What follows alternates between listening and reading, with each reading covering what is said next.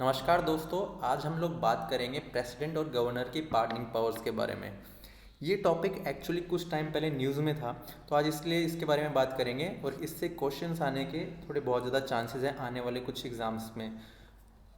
तो सबसे पहले ये टॉपिक न्यूज़ में क्या है इसके बारे में आपको थोड़ी बैकग्राउंड स्टोरी बता देता हूँ। बैकग्राउंड स्टोरी इसलिए ज़रूरी है कि ये चीज़ आपको थोड़ी ध्यान में रहेगी और आपको जब चीज़ें रिमाइंड करनी होगी तो आपको ऑटोमेटिकली चीज़ ध्यान में आएगी कि हाँ, ये चीज़ इसलिए न्यूज़ में थी और ये पार्डनिंग पावर्स होती है। तो सबसे पहले मैं आपको बताता हूँ कि ये चीज़ न्यूज़ में क्यों थी। ये न्यूज़ में इसलिए थी कि अगर आपको ध्यान होगा तो 1991 के अंदर जो हमारे फॉर्मर प्राइम मिनिस्टर थे राजीव गांधी, उनका एक बॉम्ब एक्सप्लोनेशन के अंदर उनको असैसिनेट किया गया था तमिलनाडु के अंदर। तो उसके बाद 7 कन्विक्ट्स थे, उनको लाइफ टर्म के लिए सज़ा मिली थी। तो 1999 में सुप्रीम कोर्ट ने उनमें से 4 लोगों को डेथ सेंटेंस सुना दिए थे और 3 को लाइफ इम्प्रिजमेंट दे दिया था। फिर 2000 के अंदर उनमें से एक कन्विक्ट जो था, जो डेथ सेंटेंस जो 4 दिए थे उनमें से एक नालिनी को वापस लाइफ मिल गई थी, मतलब उसका डेथ सेंटेंस था, उसकी नेचर ऑफ पनिशमेंट को घटा दिया गया और डेथ सेंटेंस से हटाकर वापस नॉर्मल थोड़ी कम पनिशमेंट दे दी गई थी।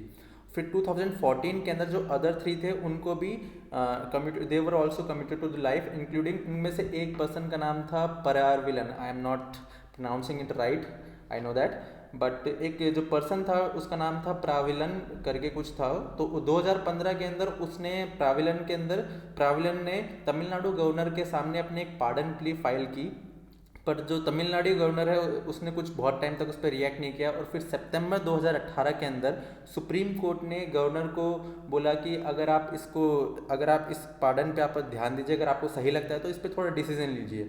और सुप्रीम कोर्ट के ऑर्डर के बाद जो तमिलनाडु की कैबिनेट है उसने गवर्नर को रिकमेंड किया अंडर आर्टिकल 161 कि प्राविलन और बाकी 6 को रिलीज़ कर दें, मतलब जो सातों के सातों लोग हैं उनको रिलीज़ करने के लिए बोला।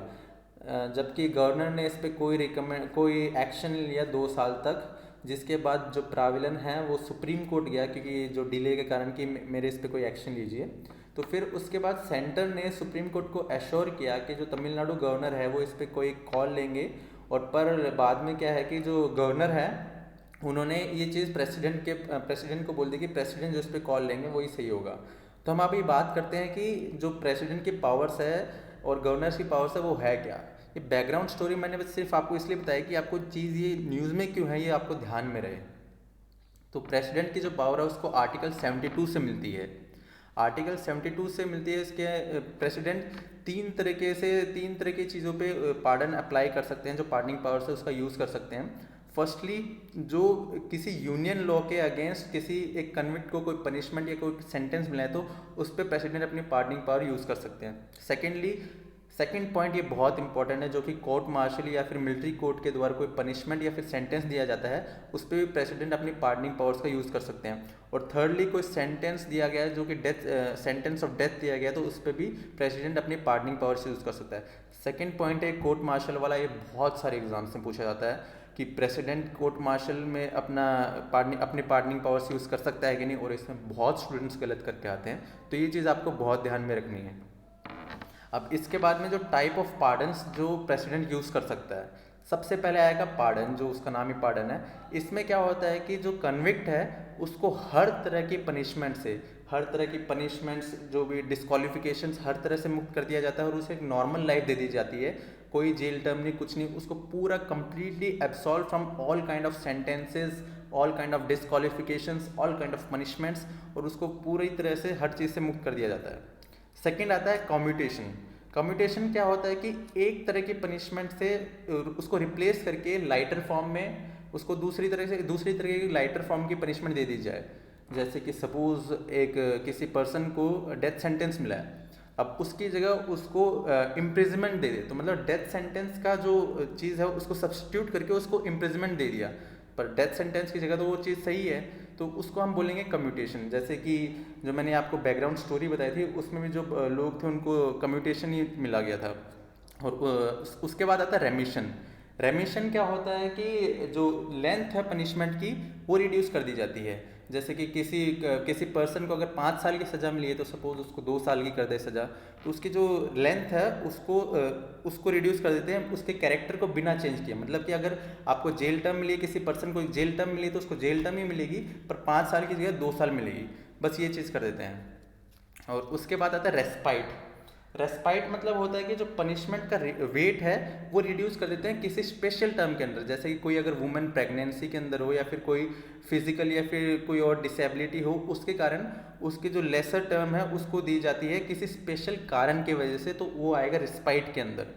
और हाल ही में अगर आपको कुछ ध्यान हो तो कुछ हफ्तों पहले अभी कोविड के अंदर भी एक वुमेन थी दिल्ली के अंदर, उसको भी कोई प्रेगनेंसी या फिर प्रेगनेंसी के कारण ये रिस्पाइट दी गई थी हाई कोर्ट या फिर सुप्रीम कोर्ट के द्वारा। आई am not aware of it, but ऐसी कोई टर्म दी गई थी प्रेगनेंसी के कारण ही। और उसके बाद आता है रिप्राइव। रिप्राइव होता है कि किसी ऑर्डर होता है उस पर स्टे लगा देना कुछ टाइम के लिए स्टे लगा देना। जैसे कि सबसे ये ज़्यादातर लगाया जाता है, कोई डेथ सेंटेंस दिया गया है तो उस पर कुछ टेम्परेरी पीरियड के लिए उस पर स्टे लगा दिया जाए, इसलिए वो आता है रिप्राइव के अंदर। अब हम बात करते हैं गवर्नर की पार्डनिंग पावर्स के अंदर के बारे में। गवर्नर्स को पार्डनिंग पावर मिलती है आर्टिकल 161 के अंदर। तो गवर्नमेंट भी ये जो सारे तरह के पार्डनिंग पावर्स है अपने स्टेट के अंदर ये यूज़ कर सकता है, जैसे कि जितने भी थी ये कॉम्यूटेशन, रेमिशन, रिस्पाइट, रिप्राइव, ये सारी चीज़ यूज़ कर सकता है गवर्नर। एक यहाँ पर एक कैच है कि गवर्नर क्या बोलते हैं कि सस्पेंड, रिमिट और कम्यूट कर सकते हैं डेथ सेंटेंस को, पर कंप्लीटली एब्सॉल्व नहीं कर सकता किसी डेथ सेंटेंस को, ये चीज़ है।